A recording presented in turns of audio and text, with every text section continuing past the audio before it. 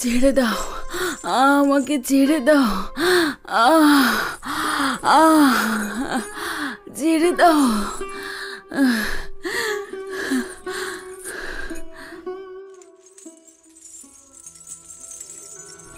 যন্ত্রণা কাতর অবস্থায় কাকুতি মিনতি করছে দুই হাত পা শিকল দিয়ে বাঁধা অবস্থাতে থাকা এক নারী।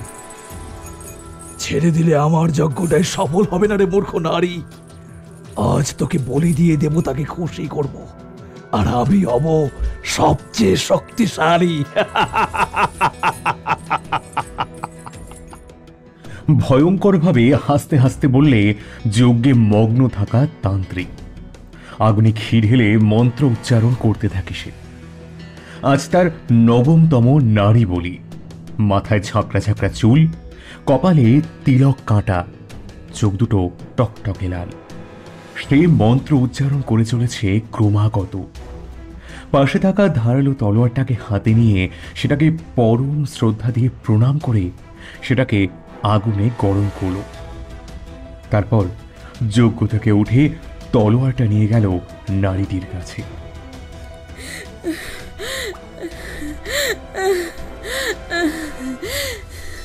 না না না, আমাকে ছেড়ে দাও, ছেড়ে দাও। ভয়ে কাঁদতে কাঁদতে নারীটি পড়ল। তান্ত্রিক তলোয়ারটা আবারও একবার প্রণাম করে সেই ধারালো অস্ত্রের কোপ বসালো সেই নারীর গলায়। নিমেষের মধ্যে সে নারীর দেহ থেকে মাথা আলাদা হয়ে গেল। তান্ত্রিক সেই কাঁটা মাথা নিয়ে এলো যজ্ঞের আগুনের সামনে, আর দুই হাত জোর করে বলতে লাগলো, হে দেবতা, আমার বলি তুমি স্বীকার করো, করে তোলো আমাকে সর্বোচ্চ শক্তির অধিকারী।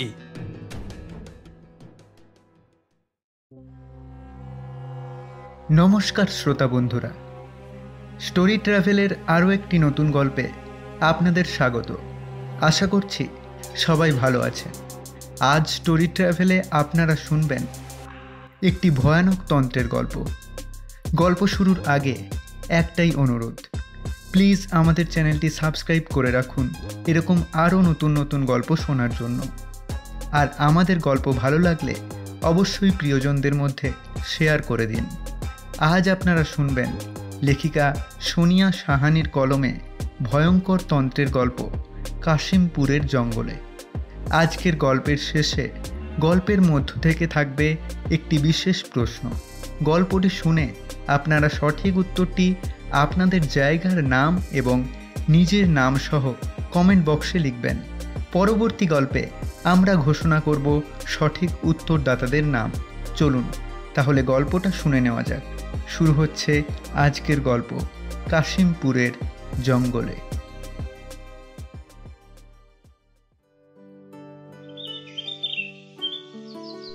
কত বছর পর গ্রামের বাড়িতে যাচ্ছি, আর তুই কিনা মুখ ভার করে বসে আছিস। মেয়েকে উদ্দেশ্য করে বললেন নির্মলা দেবী, দেখো মা, গ্রামের বাড়ি যদি আমরা কিছুদিন পরও যেতাম তাহলে তো কোনো ক্ষতি হতো না, বরং আমার কাজের ক্ষেত্রে অনেক সুবিধে হতো।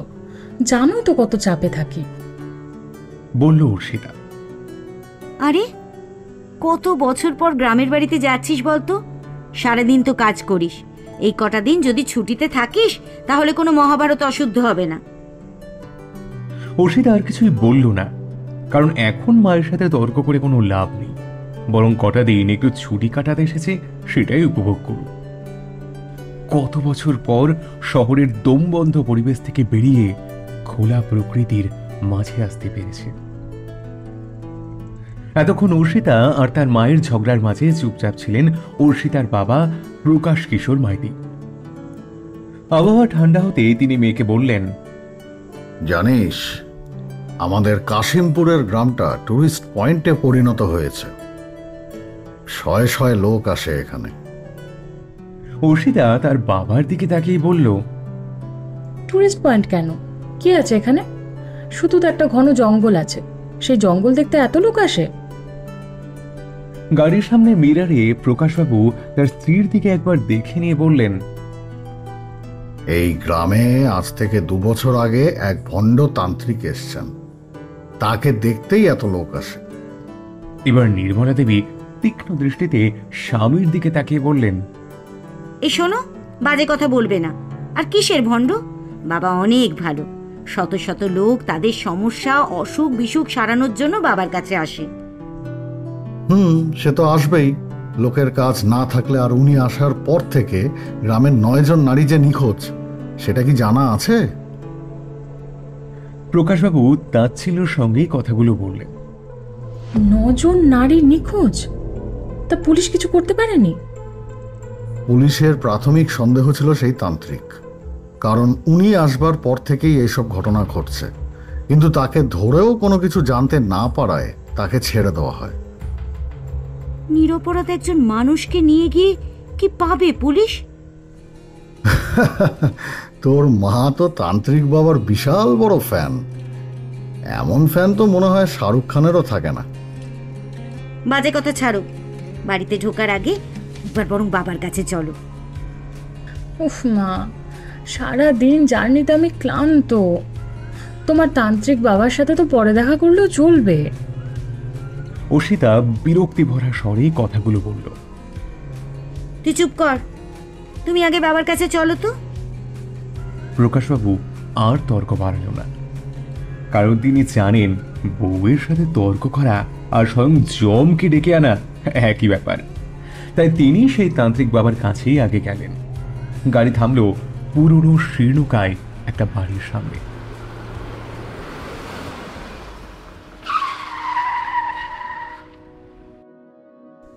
বাড়িটা যে কত বছরের পুরনো তা অনুমান করা মুশকিল। এইরকম একটা বাড়িতে তান্ত্রিক থাকেন কিভাবে? মনে মনে ভাবল অর্ষিতা। বাড়ির ভেতরে যেতেই তাদের চোখে পড়ল এক তান্ত্রিক বসে আছেন। তাকে ঘিরে রয়েছে অনেকেই, কেউ চিকিৎসার জন্য বা কেউ পারিবারিক সমস্যার সমাধানের জন্য এসেছেন। আজকালকার দিনেও লোক কিভাবে এইসব ভণ্ড কুসংস্কারের উপর বিশ্বাস করে? অবাক হয়ে ভাবতে থাকে অর্ষিতা। এবার সেই তান্ত্রিক তাদের ডাকে, তোমরা এসো। নির্মলা দেবী বেশ আগ্রহের সঙ্গে বাবার কাছে যান এবং তাকে প্রণাম করেন।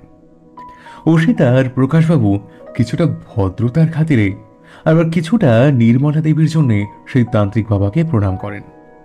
তান্ত্রিক বাবা বলেন, বল মা, তোদের আমি কেমন করে সাহায্য করতে পারি? নির্মলা দেবী মাথার ঘোমটাটা ঠিক করে বলেন, বাবা, আমরা কলকাতা থেকে এসেছি। এই গ্রামে আমাদের আদি বাড়ি।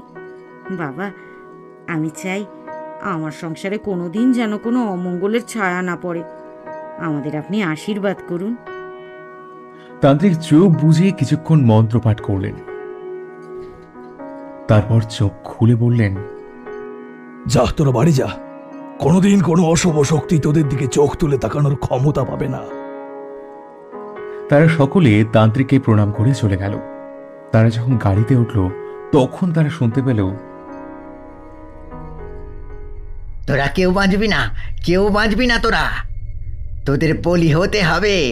যে সমস্ত নারীদের এই তান্ত্রিক মঙ্গল কামনায় আশীর্বাদ করে তারা কেউ বাঁচে না, কেউ বাঁচে না, কেউ না। মরবি, মরবি, তোরা মরবি, মরবি, মরবি।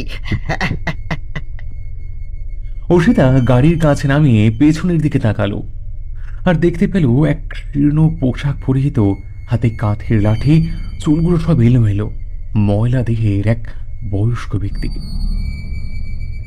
অর্ষিতা কিছু বলতেই যাবে, হঠাৎ সেই তান্ত্রিকের বাড়ি থেকে তান্ত্রিকের সাথে থাকা এক ব্যক্তি তাদের উদ্দেশ্য করে বলল, আপনারা যান, ও পাগল বুড়ো।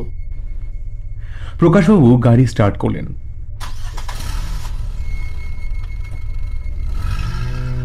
আর বললেন, এই জায়গাটা কিন্তু আমার মোটেও সুবিধার ঠেকছে না। আমি বলি কি, চলো কলকাতায় ফিরে যাই। নির্মলা দেবী বললেন, এই, তুমি থামো তো। কেন একটা পাগলের কথায় ভয় পাচ্ছ? এইসব না ভেবে শান্ত থাকো। আর যে কটা দিন ছুটি কাটাতে এসেছো, বরং ওটাতে মন দাও। অর্ষিতা এতক্ষণ জানলার বাইরের দিকে তাকিয়েছিল আর ভাবছিল সেই বৃদ্ধের কথা। তার কথাগুলো সব সত্যি, নাকি উনি সত্যিই পাগল? আর ওই তান্ত্রিক কি সত্যি সত্যিই মহিলাদের বলি দেন? ভাবতে ভাবতে কখন যে গ্রামের বাড়িতে এসে পৌঁছে গেছে তারা বুঝতেও পারেনি। গাড়ি থেকে নামলো তারা। তাদের জিনিসপত্র নিতে গেলেন শম্ভু কাকা, যদিও তাদের অনুপস্থিতিতে উনি তাদের বাড়ির খেয়াল রাখছিলেন।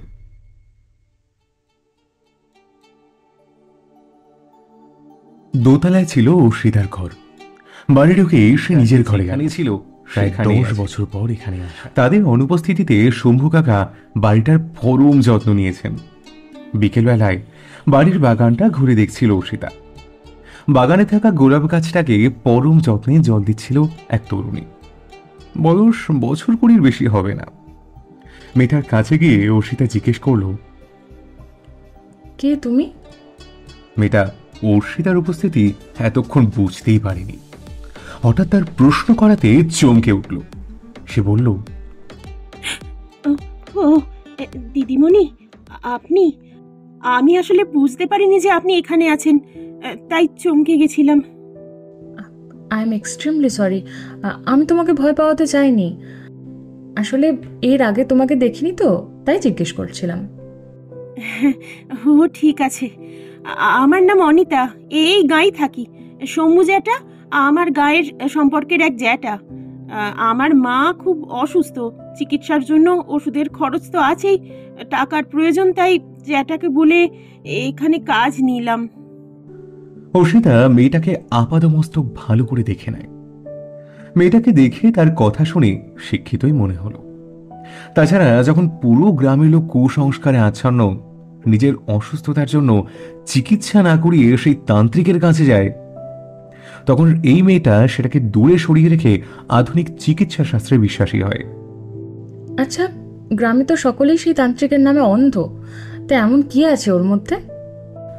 তান্ত্রিকের কথা শুনে খানিকক্ষণ চুপ করে যায় অনিতা। তারপর বলে ওঠে, ওটা তান্ত্রিক নয় গো, ওটা পিশাচ। ওর কথা বলো না গো, যেও না ওর কাছে। অনিতার কথা শুনে অর্ষিতা জিজ্ঞাসু দৃষ্টিতে তাকিয়ে বলল, কেন? তাহলে উনি কি মহিলাদের হারানোর জন্য দায়ী? ওর কথা বলো না গো, বলো না। কথাগুলো বলে অনিতা সেখান থেকে চলে যায়। অনিতার এইরূপ আচরণ অর্ষিতাকে আরো কৌতূহলী করে তোলে। কিছু তো একটা রহস্য আছে ওই তান্ত্রিকের। অনিতার আচরণ আর সেই বৃদ্ধের কথাগুলো অর্ষিতার মাথায় ঘুরপাক খেতে লাগলো।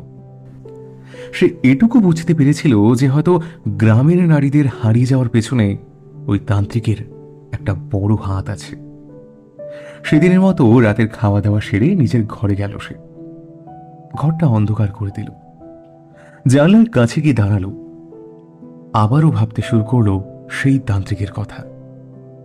হঠাৎ ফোনটা বেজে উঠল। দেখলো ধ্রুবর ফোন। ফোনটা রিসিভ করে বলল, হ্যালো। হ্যালো ম্যাডাম, দিব্যি তো গ্রামের বাড়িতে দিন কাটাচ্ছেন, তা আমার কথা তো আপনার মনেই পড়ে না। একটা ফোন করার প্রয়োজনও বোধ করেন না।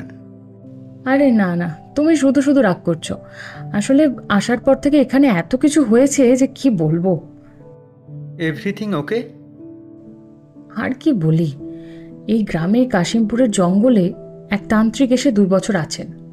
উনি নাকি সকলের সমস্যা দূর করে দেন। গ্রামের সকলে তো শেষ তান্ত্রিক বলতে অন্ধ। আরে বাস, দারুণ লোক তো। চলো, আমাদের বিয়ের জন্য আশীর্বাদটা করিয়ে আনি ওনার কাছ থেকে। এই বাজে কথা বকো না তো। যাক বাবা, কোথায় বাজে কথা বললাম? ভালো কথাই তো বললাম। শোনো, তুমি জানো না ওই তান্ত্রিক ভণ্ড। বাবাও বলছিলেন উনি আসার পর থেকে নাকি গ্রামের মহিলারা হারাতে শুরু করে। পুলিশ তান্ত্রিককে ধরে নিয়ে গেছিল, কিন্তু কোনো প্রমাণ না পেয়ে ছেড়ে দেয়। এমনও তো হতে পারে যে সেই তান্ত্রিককে নিয়ে গুজব ছড়ানো হচ্ছে। উনি কিছুই করেননি, আর উনি যেহেতু গ্রামে আসার পর গ্রামের মহিলারা নিখোঁজ হয়ে যাচ্ছে, সেই জন্য তাকেই ভুল বুঝে দোষারোপ করা হচ্ছে। আরে না না, আমি নিশ্চিত যে উনি এসবের মূলে।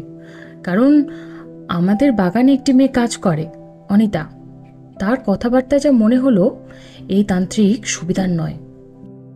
আচ্ছা শোনো, কয়েকদিনের জন্য গ্রামের বাড়িতে গেছো, এখন এসব ছাড়ো, বরং খোলা মনে প্রকৃতিটাকে প্রাণ ভরে উপভোগ করো।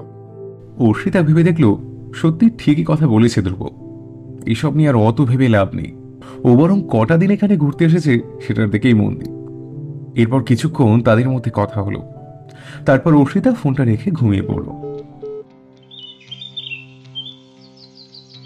পরদিন ঘুম থেকে উঠতে একটু দেরি হয়ে গেছিল অর্ষিতার। ঘুম থেকে উঠে ফ্রেশ হয়ে সে নিচে যায় ব্রেকফাস্টের জন্য। ব্রেকফাস্ট করতে করতে আশপাশে তাকিয়ে জিজ্ঞাসা করে, মা, শম্ভু কাকাকে তো দেখতে পাচ্ছি না। বাগানে যে ফুলের দেখাশুনো করে মেয়েটা, তাকে নাকি কাল রাত থেকে খুঁজে পাওয়া যাচ্ছে না, তাই তো শম্ভু কাকা একটু মেয়েটার বাড়িতে গেছে। কথাটা শুনে অর্ষিতা একটু অবাকই হয়ে গেল। কালই তো সে অনিতার সঙ্গে কথা বলল, এর মধ্যে এই মেয়েটা গেল কোথায়? অনিতার নিরুদ্দেশ হওয়ার পেছনে সেই কি তান্ত্রিকের হাত আছে? হতেই পারে, কারণ অনিতা তো সেই তান্ত্রিককে সহ্য করতে পারে না। সেই তান্ত্রিক অনিতার কোনো ক্ষতি করেনি তো? কিন্তু তার আগে তাকে জানতে হবে সেই তান্ত্রিকের সম্পর্কে। কে সেই তান্ত্রিক, কি তার পরিচয়, আর সে কোত্থেকে এসেছে? কিন্তু কার থেকে সে জানতে পারবে? হঠাৎ তার মনে পড়ে গেল সেই বৃদ্ধের কথা, যে প্রথম দিন তাদের ওই তান্ত্রিকের থেকে সাবধান থাকতে বলেছিলেন। তার কাছে গেলে ওই তান্ত্রিকের ব্যাপারে সমস্ত কিছু জানা যাবে। এখনই যাবে সে সেই তান্ত্রিকের কাছে। ব্রেকফাস্টে কোন রকমে শেষ করে সে বেরিয়ে পড়ল। নির্মলা দেবী জিজ্ঞেস করল, তুই আবার কোথায় যাচ্ছিস এখন? এই গ্রামের আশপাশটা একটু ঘুরে দেখতে যাচ্ছি, কিছুক্ষণের মধ্যেই ফিরে আসবো, তুমি চিন্তা করো না। মাকে এসব বিষয়ে কিছু জানানো যাবে না। বাড়ি থেকে বেরিয়ে সে সোজা চলে গেল কাশিমপুরের সেই জঙ্গলে, যেখানে সে প্রথমবার সেই বৃদ্ধকে দেখেছিল। অনেক খোঁজাখুঁজির পরও সে তাকে দেখতে পেল না। মনমরা হয়ে সে যখন ফিরে যাচ্ছিল, তখন সে পেছন থেকে শুনল, আমি জানতাম তুই আসবি। পেছনে ফিরে তাকাতেই সে দেখতে পেল সেই বৃদ্ধকে। অর্ষিতা বলল, আপনি জানতেন আমি আসবো? হ্যাঁ, আমি জানতাম তুই ওই তান্ত্রিকের ব্যাপারে জানতে এসেছিস, কারণ আবারও একটি মেয়ে নিরুদ্দেশ হয়ে গেছে, তাই তো? আপনি কি করে জানলেন যে অনিতা নিরুদ্দেশ? শক্ত গলায় বলল অর্ষিতা। কারণ তোর আগে সে এসেছিল এখানে তার মাকে নিয়ে, কিন্তু সেই তান্ত্রিকের চিকিৎসার ফলে তার মা আরও অসুস্থ হয়ে পড়ায় সে রেগে এখানে এসে তান্ত্রিককে বেশ করে দু চার কথা শুনিয়েছিল। হ্যাঁ, কিন্তু কথা শোনার পরও তান্ত্রিক তাকে আশীর্বাদ করে, আর ওই তান্ত্রিক যাকেই আশীর্বাদ করে সেই নিরুদ্দেশ হয়ে যায়, কোনোদিনও তাকে খুঁজে পাওয়া যায় না। হ্যাঁ। আচ্ছা, কে ওই তান্ত্রিক, কি তার পরিচয়? আজ থেকে প্রায় 2 বছর আগে ওই তান্ত্রিক এই গ্রামে এসেছে। ওর নাম বিভূতি। সে নাকি হিমালয় থেকে 30 বছর ধরে তপস্যা করে এসেছে। তার কাছেই নাকি সব সমস্যার সমাধান রয়েছে। যখন প্রথম তার চিকিৎসায় তার কাজের ফলে সবাই সুস্থ হতে লাগলো, তখন তার কথা ছড়িয়ে পড়ল চারিদিকে। তারপর থেকে তার কাছে অনেক লোক আসতে শুরু করে। কেউ যদি সুস্থ না হতো, তখন বিভূতিতান্ত্রিক জানাতো এটাই নাকি ঈশ্বরের ইচ্ছে। তারপর যখন গ্রামের মহিলারা নিরুদ্দেশ হতে শুরু করলো, পুলিশের প্রাথমিক সন্দেহটা তার দিকেই যায়, কিন্তু কোনো প্রমাণ না পাওয়ায় তাকে ছেড়ে দেওয়া হয়। গ্রামের লোকেরা তো বিভূতিতান্ত্রিক বলতে একেবারে অন্ধ, কিন্তু সে যে ভণ্ড সেটা কেউ বিশ্বাস করতেই চায় না। আপনি এতটা বিশ্বাসের সাথে কিভাবে বলছেন যে বিভূতিতান্ত্রিক ভণ্ড? কারণ 6 মাস আগে আমার স্ত্রী ও মেয়ে বিভূতিতান্ত্রিকের কাছে এসেছিল, কিন্তু তারা কিছুদিন পর নিরুদ্দেশ হয়ে যায়। আমি পাগলের মতো তাদের খুঁজেছিলাম, পুলিশের কাছেও গিয়েছিলাম, কিন্তু তাদের পাইনি। তারপর তান্ত্রিকের উপর আমার সন্দেহ হয়, ওখানে গিয়েও তাদের পাইনি। তারপর এক এক করে আরও নারী নিরুদ্দেশ হয়ে যায়, আর যারাই হারিয়ে যায় তাদের প্রত্যেককে ওই তান্ত্রিক আশীর্বাদ করেছিল। আপনার কি মনে হয় ওই তান্ত্রিক মহিলাদের সাথে কিছু করেছে? শুধু মনে নয়, আমি নিশ্চিত এইসব ঘটনার পেছনে বিভূতি তান্ত্রিকের হাত আছে। না হলে যাকেই আশীর্বাদ করছে সেই হারিয়ে যাচ্ছে কেন? কেন? আর ওই তান্ত্রিকের আসার পর থেকে এইসব ঘটছে কিভাবে? অর্ষিতা ভেবে দেখলো সত্যি তো, এনার কথায় যুক্তি আছে। বিভূতি তান্ত্রিকই এই সবের মূলে রয়েছে, আর অনিতার নিখোঁজের পেছনেও এই তান্ত্রিকই দায়ী। আচ্ছা, তান্ত্রিক মহিলাদের নিয়ে গিয়ে করছেটা কি? এটা যদি সে আজ রাতে গোপনে গিয়ে দেখে তাহলে তো মন্দ হয় না। আচ্ছা, আজ রাতে যদি গোপনে সেই তান্ত্রিকের বাড়ি গিয়ে দেখি যে সে কি করছে, তাহলে কেমন হয়? না না, একদমই না। ওই তান্ত্রিকের অনেক ক্ষমতা, অনেক তন্ত্রমন্ত্র জানেও। আর তার মধ্যে গ্রামের মহিলারা আবার নিখোঁজ হতে শুরু করেছে। আর সে তো তোমাকেও আশীর্বাদ করেছিল। ও যাকে আশীর্বাদ করে সে আর ফেরে না, আর ফেরে না। তুমি ফিরে যাও, চলে যাও, চলে যাও গ্রাম থেকে। আর কখনো এখানে ফেরো না, আর কখনো ফেরো না এখানে।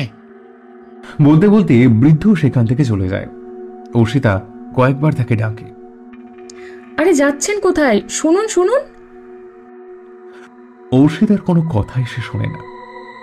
অর্ষিতা ফিরে পাওয়ার পথে সেই তান্ত্রিকের বাড়িটার দিকে তাকিয়ে থাকে। কিছু তো ঘটে এই বাড়িটাতে, সেটা সে নিশ্চিত। অনিতাকে খুঁজে পাওয়া যাচ্ছে না।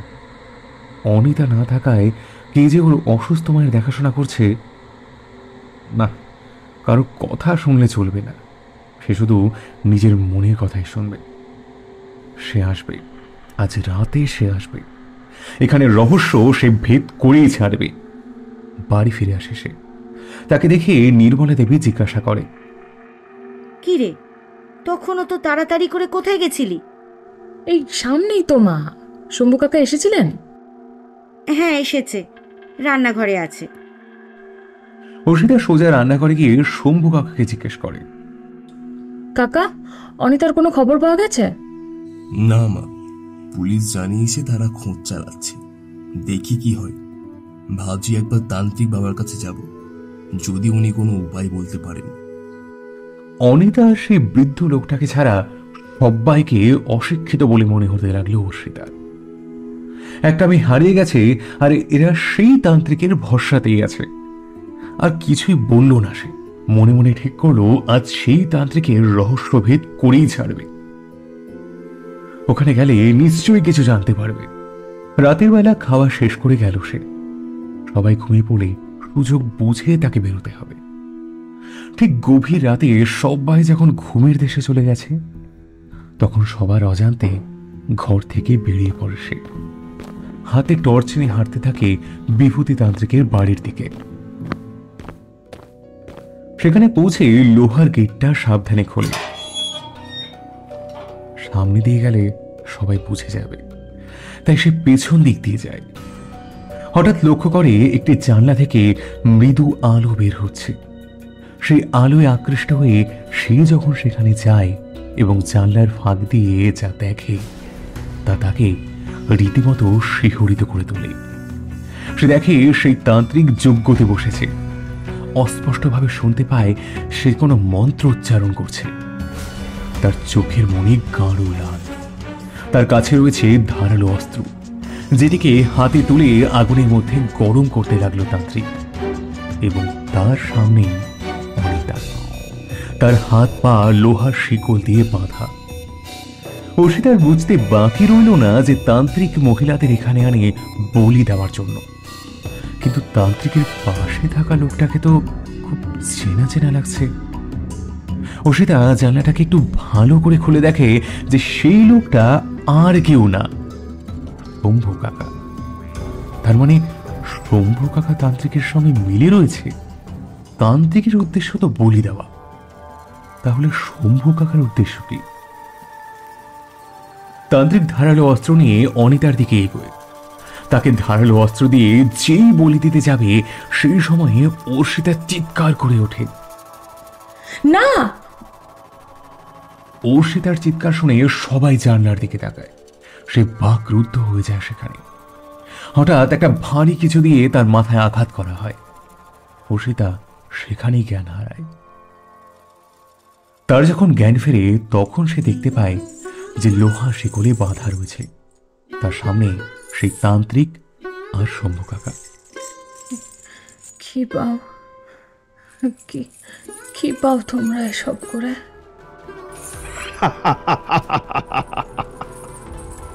মূর্খ নারী, সেটা তোর বোঝার ক্ষমতার বাইরে রে। আমার দেবতা তুষ্ট হয় তোদের মতো মেয়েদের বলির রক্তে। শয়তান, তান্ত্রিক, পিশাচ! ভগবান তোদের কোনোদিনও ক্ষমা করবেন না, কখনো না। নিরীহ মেয়েদের মারিস তুই? এই জন্যই নারী জাতিটা মূর্খ। ওরে, মূর্খ ভগবান নয়, আমি শয়তানকে তুষ্ট করার জন্য বলি দিই। শম্ভু কাকা, তুমিও এই পিশাচের সাথে মিলে আছো? কি পাও তুমি? টাকা পাই, টাকা। তোদের বলি দেওয়ার পরে তোদের এই কিডনি, হৃৎপিণ্ড এগুলো বিক্রি করে আমি টাকা পাই। তোমাকে আমি কত ভালো ভাবতাম, আর তুমি এই পিশাচের সাথে মিলে আছো। এই পাপের সাজা পাবে তোমরা। পাপ কি রে? যাদের অঙ্গের প্রয়োজন হয় তাদের আমি বিক্রি করি, এতে তো পাপের কিছু নেই। এই বলে শম্ভু কাকা ও তান্ত্রিক ভয়ঙ্কর ভাবে হাসতে লাগলো। তান্ত্রিক অস্ত্রটা হাতে তুলে তাদের মারতে যাবে এমন সময় ইউ আর আন্ডার অ্যারেস্ট। বন্দুকটা তান্ত্রিকের দিকে তাক করে দরজা ভেঙে একজন পুলিশ ঢুকে বলে উঠল। পুলিশকে দেখে ভয় তান্ত্রিকের হাতের তরোয়ালটা হাত থেকে পড়ে যায়। শম্ভু কাকা পালানোর চেষ্টা করলে পুলিশ তাকে ধরে ফেলে। অনিতা আর অর্ষিতাকে উদ্ধার করা হয়। তান্ত্রিককে উদ্দেশ্য করে শম্ভু কাকা বলে ওঠে, এখানে এখানে এখানে পুলিশ কিভাবে এলো? আমি বলেছিলাম প্রথম দিন থেকেই তান্ত্রিকের ওপর আমার সন্দেহ হয়, তাই ঠিক করি আজ এখানে এসে সব রহস্যের পর্দা ফাঁস করব। কিন্তু একা আসলে বিপদ হবে, তাই পুলিশকে আগেই জানিয়ে ফেলি। এবার বল, তোরা এসব কেন করেছিস? বল। অর্থের লোভে এসব করছি। যখন বিভূতি তান্ত্রিক প্রথমবার এখানে এলেন তখন তিনি বলেন তন্ত্র সাধনায় নারীদের বলি দিলেই নাকি তিনি অশেষ ক্ষমতার অধিকারী হতে পারবেন। তারপর উনি আমাকে বলেন যদি আমি গ্রামের নারীদের তার কাছে ধরে এনে দিতে পারি তাহলে উনি আমাকে বিপুল অর্থ দেবেন। আর তারপর আমি ভেবে দেখলাম সেই বলি দেওয়া নারীদের অঙ্গগুলো যদি আমি বিক্রি করে দিই তাহলে আমি বিপুল অর্থ লাভ করতে পারবো। সেই হিসেবে আমি কাজ করতে থাকি। গ্রামের মহিলাদের বলি তান্ত্রিক বাবা তাদের ডেকেছেন, এই বলে তাদের এখানে নিয়ে আসি। কিন্তু অনিতা ছিল বিপরীত, ও তান্ত্রিকে বিশ্বাসী ছিল না, তাই ওকে জোর করে তুলে আনতে হয়। মানুষ যে অর্থের জন্য কতটা নিচে নামতে পারে সেটা তোদের না দেখলে বোঝা যেত না। সামান্য টাকার জন্য তোরা নিরীহ মহিলাদের খুন করেছিস। তোদের পাপের শাস্তি তোরা তো নরকে পাবি, সাথে মরতেও পাবি। ভুল হয়ে গেছে বাবু, আর হবে না, ক্ষমা করুন আমায়। তোর তো ফাঁসি হবে, ফাঁসি। অন্ধ কুসংস্কার নিয়ে এতদিন সবাইকে ঠকালি, আর এত নারীদের খুন করলি, আর এখন ক্ষমা চাইছিস? তোর কোনো ক্ষমা নেই। চল থানায়। পরদিন অর্ষিতারা গ্রাম থেকে চলে গেল। শম্ভু কাকা আর বিভূতি তান্ত্রিক এখন জেলে। তারা তাদের পাপের সাজা ভোগ করছে। অনিতা আর তার মা এখন অর্ষিতাদের বাড়িতেই থাকে। তার মায়ের চিকিৎসার দায়িত্ব অর্ষিতারা গ্রহণ করেছে। কুসংস্কারাচ্ছন্ন মানুষ সত্যি অনেক ভয়ঙ্কর হয়। এরকম প্রত্যন্ত গ্রামের শিক্ষা ব্যবস্থা যদি উন্নত না করা যায় তাহলে মানুষ কুসংস্কারে বেড়াজালে এতটাই জড়িয়ে যাবে যে সেখান থেকে কোনো দিন তারা বেরোতে পারবে না। হ্যালো ধ্রুব, বলছিলাম আমাদের এনজিওটাকে নিয়ে একবার কাশিমপুর গ্রামের দিকে যেতে হবে, বুঝলে?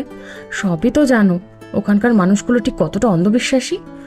তাই ওখানে শিক্ষা ব্যবস্থাটাকে আরো উন্নত করতে হবে।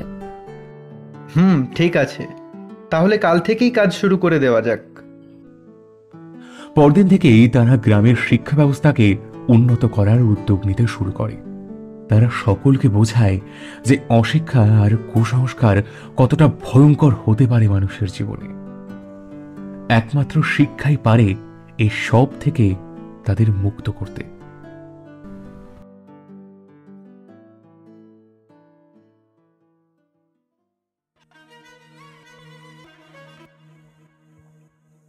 আমাদের গল্পটি ভালো লাগলে শেয়ার করতে ভুলবেন না।